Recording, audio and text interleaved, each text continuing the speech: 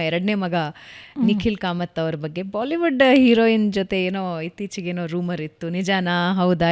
ಏನಾದರೂ ಮದುವೆ ಗಿದ್ವೆ ಆಗೋರಿದ್ದಾರೆ ಸದ್ಯದಲ್ಲೇ? ಸಿ ಅದು ಈ ರೂಮರ್ಸ್ನ ಯಾರು ನಂಬಕ್ಕೆ ಹೋಗ್ಬಾರ್ದು.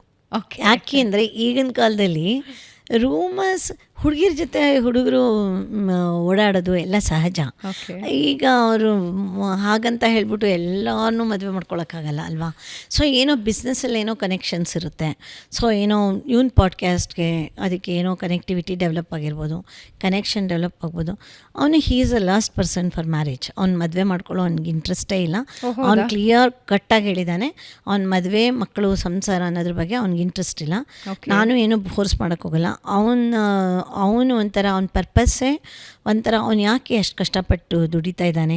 ಅವ್ನು ದುಡಿತಾ ಇರೋದು ನೋಡಿದ್ರೆ ನಿಮ್ಮ ಕಣ್ಣಲ್ಲಿ ನೀರು ಬರುತ್ತೆ. ಎವ್ರಿ ಡೇ ಅವನು ಯಾವತ್ತು 17 ವರ್ಷಕ್ಕೆ ಅವ್ನು ಟ್ರೇಡಿಂಗ್ ಸ್ಟಾರ್ಟ್ ಮಾಡ್ದವನು ಇದುವರೆಗೂ ಒಂದು ದಿನ ರೆಸ್ಟ್ ತೊಗೊಂಡಿಲ್ಲ. ಕರೋನಾ ಬಂದಿದ್ದ ಟೈಮಲ್ಲೂ ರೆಸ್ಟ್ ತೊಗೊಂಡಿಲ್ಲ.